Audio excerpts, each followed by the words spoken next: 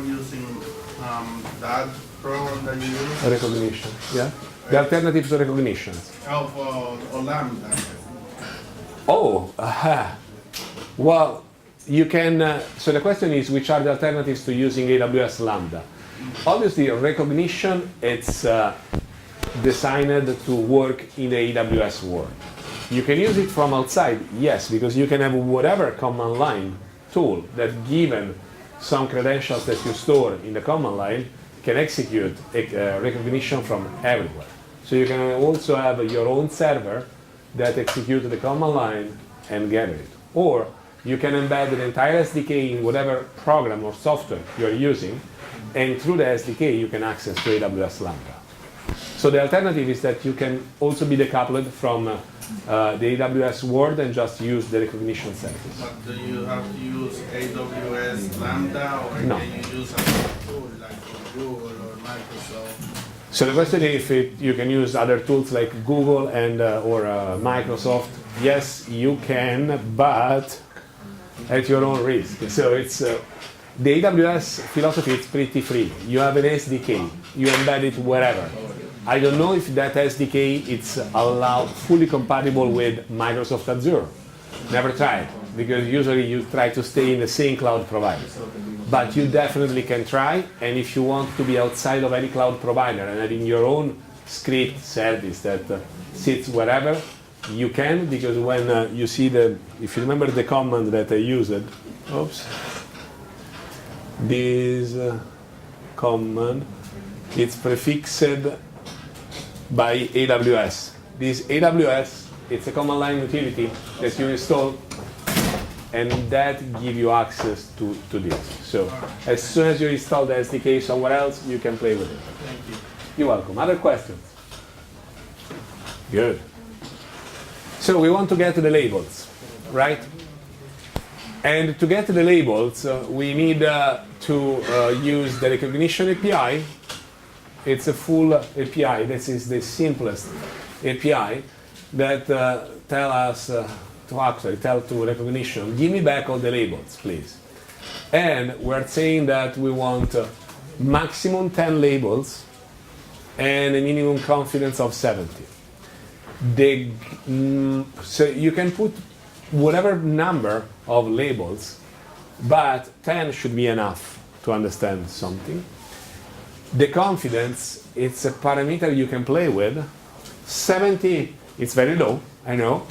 But again, here we're trying to understand through the labels some more information about this data. Not to be 100% accurate. That's not what we want to do, and neither what we tend to do with machine learning. Usually when you reach 90, 92% accuracy, you are already happy and you're already doing a great work. Security. When you work with an Android app or whatever, and also an iOS app, you need to install this AWS Mobile SDK. Why? Because this is the way you get access to all the resources and all the API. You have to authenticate you're not authenticating yourself, but you have to provide the secret and the tokens as every other SDK. To initialize Cognito, you use this object that is built in the SDK, Cognito Caching Credentials Provider. You specify the pool ID and region, and then you, through the factory, you are ready to start to invoke the API. What is Cognito? Incognito? What is it? Cognito is an authentication service for the AWS SDK. When you do an API call in Android, most of the time you use Retrofit. There are other tools. Retrofit is my favorite. It's one of the most popular. And you need to specify an interceptor. The interceptor that you specify here is the AWS Interceptor that you are instantiating with your credentials provider. If you want to do this without HTTP client, or actually outside of the Amazon SDK, you have to use this Interceptor. It's open source, it's on GitHub. This guy created this Interceptor that works like a charm. It's written in Java, not in Kotlin, so that's not a big difference. You can write Kotlin code around it, but this will simplify a little bit what's going on. Let me see if I can show you something.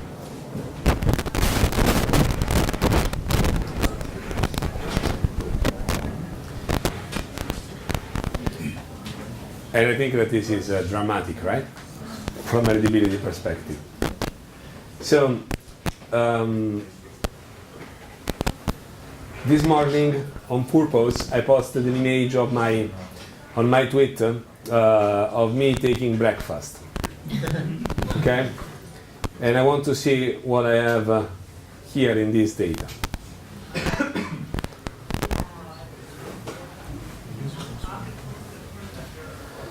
Hopefully it's more readable. So, not so much, right?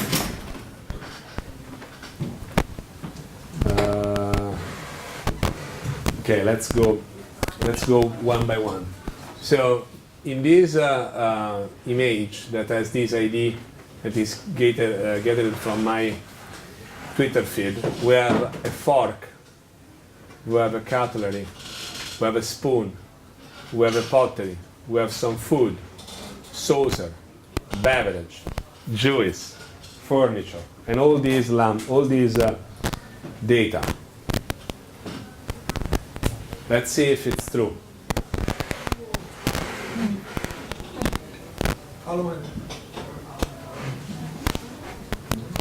So, I think that it seems to me that I see a fork, a cutlery. What else you say? Spoon. That's nice. That's a nice catch. Juice. Generally speaking, food. So we don't have the detail of which food, but that's not the job of recognition. Recognition is what you use to filter your image and understand, okay, these are food-related images. Then you can filter and keep in the bucket just food-related images. And now you have to feed this information into what? Into your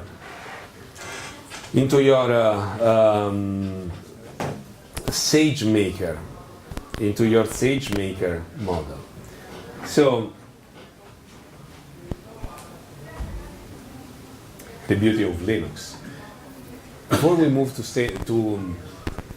about 15 minutes, let's go with SageMaker first, and then we'll come back here. So we want to classify our images, right? So now we understand only some labels.